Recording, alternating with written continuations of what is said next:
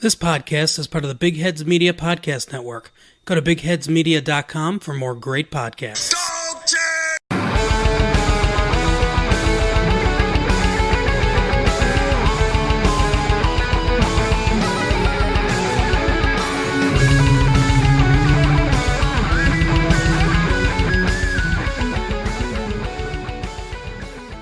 Greetings, Dog Pound Nation. Welcome to the Two Green Browns podcast, now part of the Big Heads Media Podcast Network with myself, John Cahill, and my good friend and fellow Irish Browns fan, Neil Dunworth. So today we've got white smoke from Berea, and we have a new head coach in place.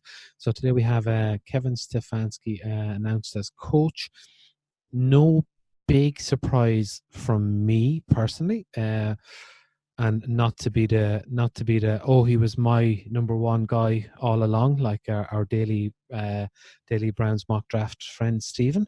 I actually was the person I had preferred all along, but in saying that, there was a lot of noise out there for the Josh McDaniels. That was a Freudian slip there, Neil, with McDonald's. Apologies.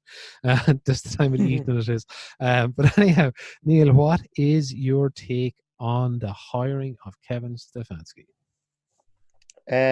Just before we get into that, the Houston Texans will all be drug tested after this game. 21-0. Jesus. Well, we'll see how that works out for them. Yeah, Pat Mahomes exactly. could decide he's going to, could say he's going to spark in the fourth quarter. So yeah, I suppose it kind of does raise the question, and this is completely off topic. It does raise the question, is the bye week beneficial? We saw what happened to Baltimore last night, and I suppose that's for another podcast, and hopefully we'll be worrying about that this time next year with our new leader in chief in the building. But yeah, as you said, Kevin Stefanski. So the news came to me today, and I was lying in a darkened room. I had a bit of I was out myself last night, and a bit of an overindulgence in the alcohol side of things. But I've got the world's worst toothache as well, so I was really feeling sorry for myself. So the initial feeling that I had when Stefanski was hired was like, oh, I don't need this right now, because my face was just killing me. But like I'm all for. My stance hasn't changed at all. Yeah, I'll get behind any head coach, but I'm not going to stand there, and I'm not going to have battles with people over whether he's going to succeed or not. It's very easy to sling shit in his direction at the moment, because you can say what you want because you've got nothing to back it up. And the people who come back to you and say, well, all really the people who stand for him can say is, well, how do you know that that's going to be the case? So look, we're all kind of talking kind of in generalities at the moment, because we don't have anything to go on. But I'm happy with the hire. Look, gives me 3 years to get my arse in gear now to try and get a head coaching job in the NFL. He's only 3 years older than me. He's got a fantastic little grey beard like myself.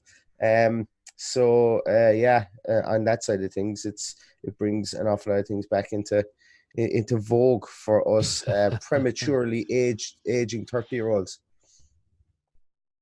Indeed. The first thing we'll get to, Neil, really with Stefanski is I suppose I'll give you a bit of perspective on my take first of all. Why I was looking at Stefanski initially. There was a quality that I valued, I think, more than most in this head coaching search. We spoke about it on our last podcast with Jared Mueller, was breadth of experience and not so much depth of experience. So for example, Josh McDaniels would have excellent depth of experience, particularly being in one place for so long, winning all the Super Bowls, winning with a great quarterback and a great head coach, and excellent experience there.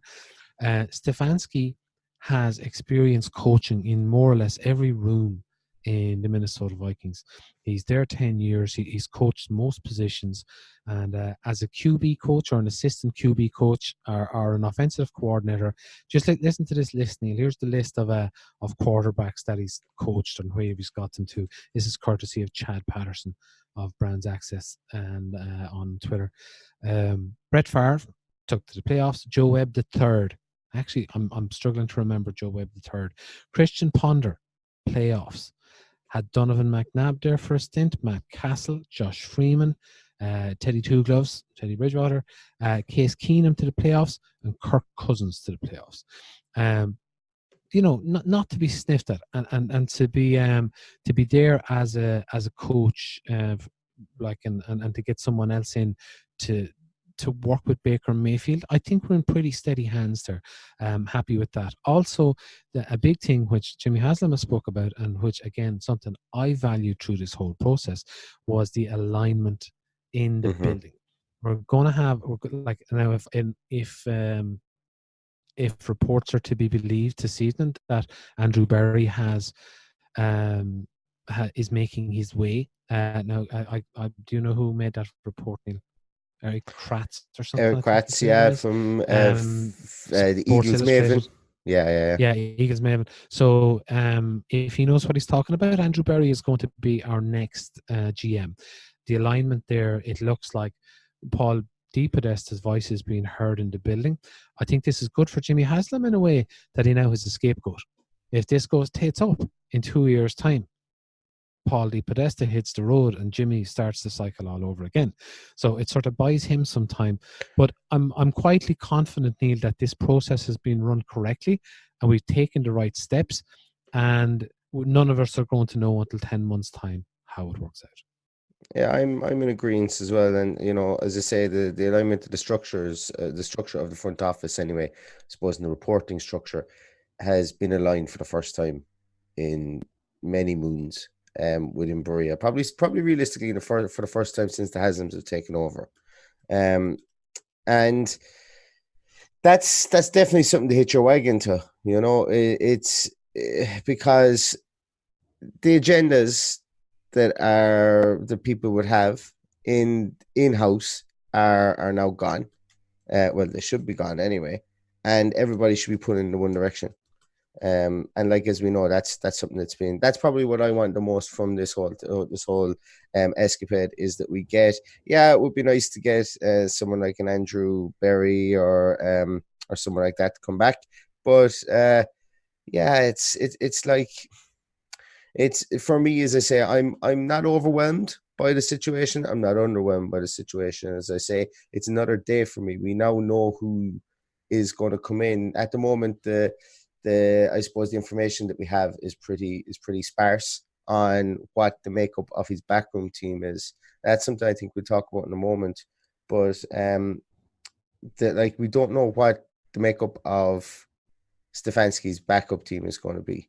Everybody is first to jump on the Kubiaks will come with him in some capacity, and that's an interesting one, because with Gary Kubiak being an offensive assistant at the moment, does it count as an upgrade or a promotion if we offer him the offensive coaching job? Therein being a fact that they would have to, if we offer an upgrade or a promotion, they have to allow him interview for it. They have to release him if he wishes to take the role. Likewise, Steve, what's his Clint Kubiak, I think, is quarterback's coach. So if he was coming in as the offensive coach for the team, would that be the situation here? I don't know. It's just something to think about. And then obviously on the defensive side of the ball, we have Wade Phillips, and then there's talks that Steve Wilkes might be retained. And obviously as well, there's other names out there, Mike Daniels, Mike LaFleur, all those guys that are out there. So that's what the interesting point for me is going to be over the course of the next few days. What is the makeup of the team once the Browns officially named Kevin Stefanski as their head coach? I don't think the Browns have actually officially named him yet. I think this is all from a Rappaport report, so which is most likely 99.99% ironclad, bulletproof, believable. But it will be interesting to see what he does, what way the backroom team takes, the shape it takes. And I know there are certain reports recently that say that just there in the last hour and a half, that say that one of the provisos was that the Haslams wanted to keep some of the coaches in the building. Now, it wasn't said coaches specifically. It said they want to keep some of the guys here in the building. So I don't know whether it's players that it won't be like just kind of like blowing up the playing squad. or whether it was coaches, but it's been inferred on Twitter that it is the coaches. Some of the coaches will need to stay, and it's already been mentioned that Todd Monken looks like he's out, that he's going to go back to college and start do some play calling in college. And to be honest with you, snitch that he was, and the underhanded tactics that he had with regards to telling other teams stuff pre-game. I'm delighted he can't leave the facility quick enough for me. He lost his shot at the head coach job because of his behavior, not because that he wasn't allowed to do anything. It was his behavior was not worthy of being part of a team. But yeah, it'll be interesting to see what does come of it. Josh, what's his name? Josh Tupoy, is it? The defensive line coach is already Tosh gone. Lupoy, yeah. Tosh Lupoy. What did I call him? Josh Tupoy. Tosh Lupoy is already gone, and the defensive backs assistant is gone as Both well. gone to the Falcons. Both gone to the Falcons too. Yeah, there was a big deal made out of losing the defensive backs assistant, but Joe Wilt, I think, was it? Joe Witt. Yeah, there was a lot made of that, but I don't know. For me, it was like I'd heard his name when he was hired. I heard his name when he went to the Falcons. Heard nothing in between. So it'd be interesting to see what the backroom team is made up of for Kevin Stefanski, as I say. And I wouldn't be freaking out, as I say. A lot of people on Twitter are freaking out saying, well, he's only been in one organization, so he doesn't have this network of people. All these guys go to the combine. All these guys go on scouting or go around meeting each other and plotting each other's futures. So these conversations don't just happen because they work together. These conversations happen, at any given time during any given season. So just because maybe he hasn't worked with guys or doesn't have a working relationship with them doesn't mean that he doesn't have a personal relationship with them or can't call upon them, for an interview or to come with him now that he does have a head coaching job. So it'll be just interesting to see what does pan out from that aspect. I think with regards to the team, to the coaching team, Kubiak interviewing, I believe, is problematic. I don't think it's viewed if he has certain duties as an assistant. If there are similar duties in the role, I don't think they go by the title of the role. They go by like what your duties were. Jared Mueller spoke about it on the last podcast. So that could be problematic for Kubiak to come over, maybe to retain Kubiak as OC in Minnesota. Mike McDaniels really is where it's at for me with regards to being offensive coordinator and to get a little bit of that run game flavor from San Fran that we're seeing them running so effectively at the moment. On the defensive side of the ball, getting a feeling Wilkes could be retained, and I think in the interest of stability, it may be the correct thing to do. Although at times, and particularly in the games where we were not really competitive last year, was kind of concerning against especially the likes of the 49ers. But I don't know if I would run out to get Wade Phillips either. Maybe to get in someone young, someone new. Again, I think he's going to need that. He's going to need that kind of experience there with him in his rooms, if he's going to be the CEO type of a head coach, which I kind of expect him to be, and not to be so much of in his coordinator role. If McDaniels or Kubiak or someone like that comes in there, also be interesting to see who he appoints as QB coach. Something I felt last year was a huge mistake the Browns made, putting Ryan Lindley in that position with Baker Mayfield. Baker Mayfield, he needs a strong hand. He needs someone in there telling him like it is, not one of his friends. So that is something I will be looking closely at as well. Yeah, absolutely. And I think Kevin's I want to kind of also separate the situation of Kevin Stefanski and what he does. I suppose he's being hired off the back of being a good offensive coordinator, a better than good offensive coordinator. He has been good. There was this kind of, you see an awful lot on Twitter that he lost to the other candidate last night, Robert Saleh, and Robert Saleh just never convinced me. I just never thought he was anything more than a talker. And I don't know. I'm just happy from that point of view that they went with Stefanski over that. When you look at Josh McDaniels, that Josh McDaniels wanted to blow the whole thing up, and everyone's saying, well, it's been shit for 20 years. Why don't you give him power? But no, we don't need a dictator in this whole thing. We need somebody who we've brought in 3 or 4 strong personalities. Why should we give him why should we give him all that power to dictate the whole structure? I think that if we find people who want to work in the structure, because all that will happen is Haslam will still need to be the big chief at the top of the totem pole, so that would have been disastrous, and I can understand why that would have been a stumbling block for the Browns. And so Stefanski is probably the best candidate after that. I like the way any of the clips I've seen him speak to players. I like the way he does that. Everybody talks about him being so cool, calm, and collected. There's a lot of articles. There's an article I read where Gary Kubiak speaks about him, and he said that something could be going absolutely nuts around him, and there could be a big issue, and he's always the calmest man in the room.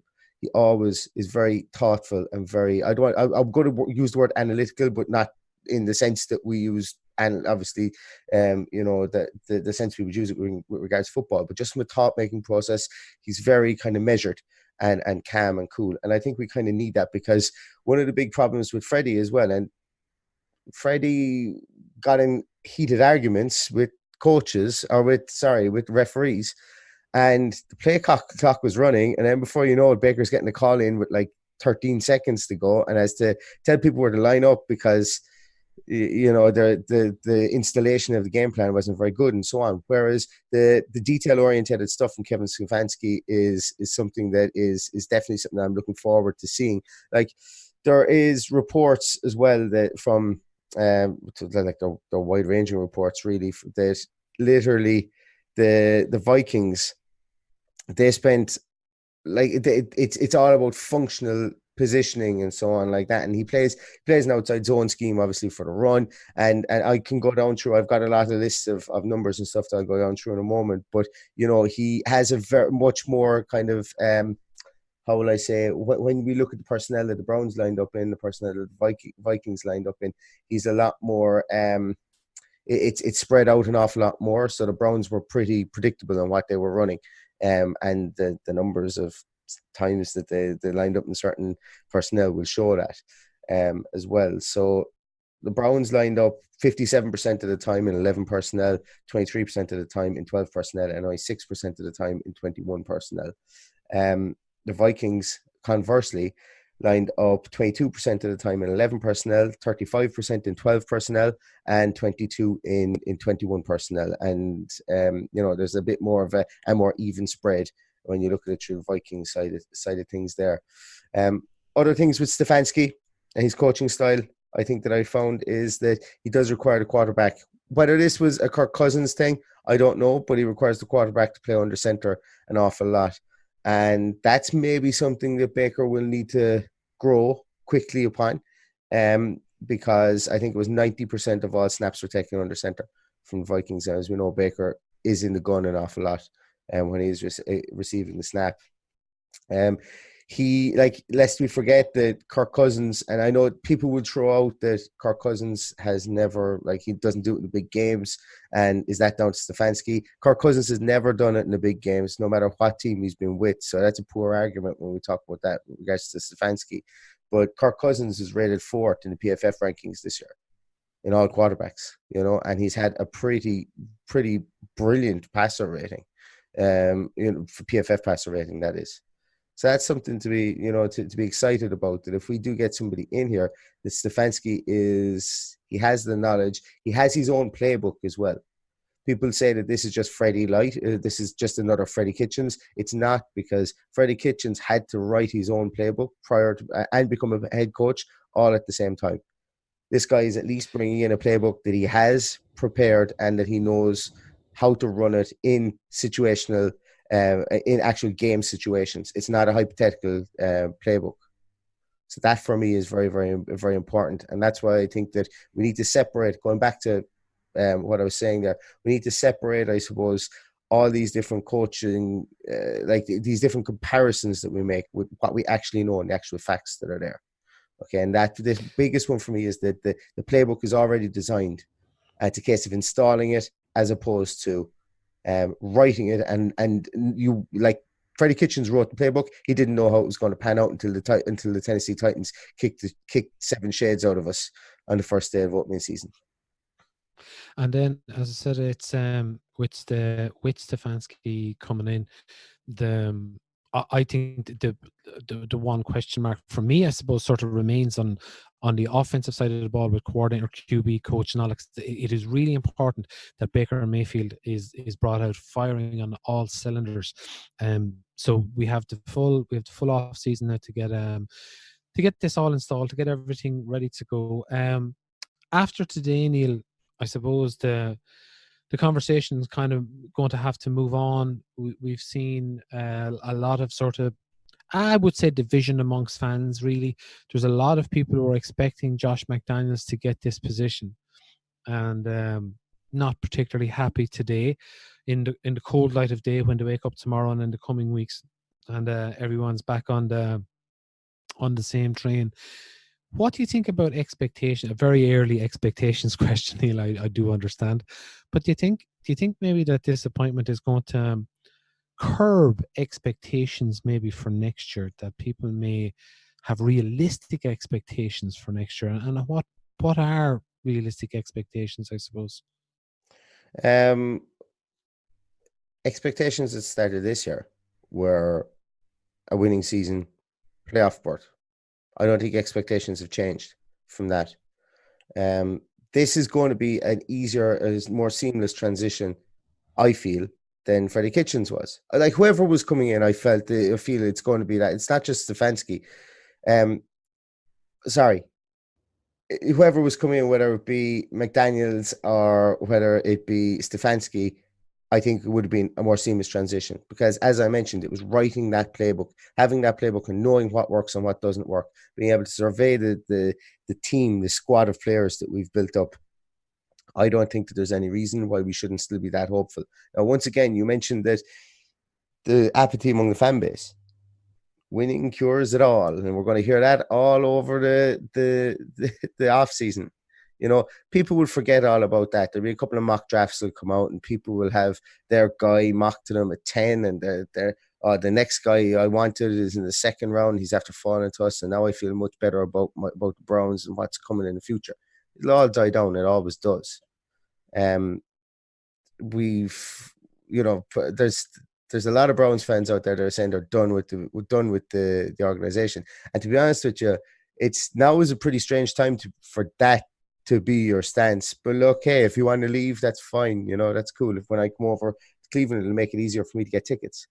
You know, but if that's what you want to do, if you feel so aggrieved by the fact that we've got who people mention are one of the brightest minds are people who you know, there are people who are going to war for this guy, saying that he's really good. And they know an awful lot more about football than I do. And they know an awful lot more about football than 99% of people on Twitter. And I'm willing to give him a chance. But there's people out there who don't want to give him a chance. And that's fine too. But I can guarantee you in 3 weeks' time, that this will be forgotten about. And we will have news on the Senior Bowl will be finished. And everybody will go, oh, Jesus, did you see this guy? This wide receiver had an unbelievable Senior Bowl. I think he's going to run a 4.2. And then before you know it, everybody will be talking about that. And what will happen is the argument will shift to people not being happy about who were being mocked at the 10th pick to us. So I'm not too worried. Indeed. And before we wrap up, Neil, just a quick note on the coming week. We'll possibly have another podcast or two based on hires with what's going on in the coming week. But tell us a little bit about yourself, Neil. Neil has joined the gang at Browns Access, and you're going to be doing some draft stuff coming out in the coming weeks. Is there anything you can tease us or tell us about that? Yeah, actually, I did it. I joined Browns Access along with yourself, John, and we've had a lot of people from Browns Access on. We've actually had Dan and Ryan and Chad. Chad Patterson as well has been on. So this is now we'll have 100% of the anchors, and this podcast will be Browns Access members. You know, so I'm delighted. They're really progressive, very good.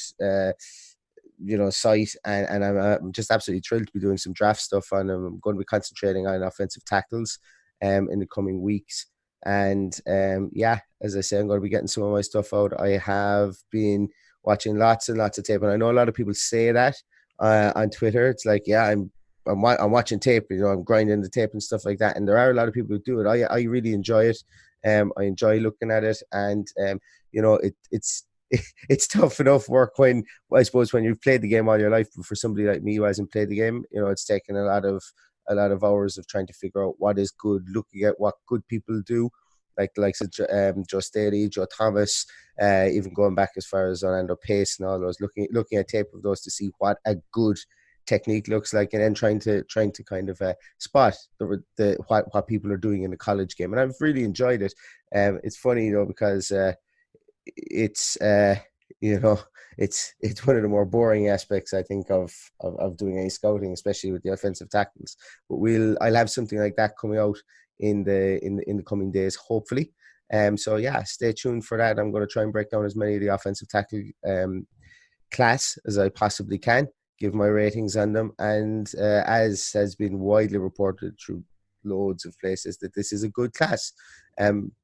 With a lot of good prospects, a lot of moldable prospects, and then there's some that I don't particularly like as much as other people as well. So keep an eye out for it. Your style, Neil, should match well with my one-line analysis. Big fella, runs fast.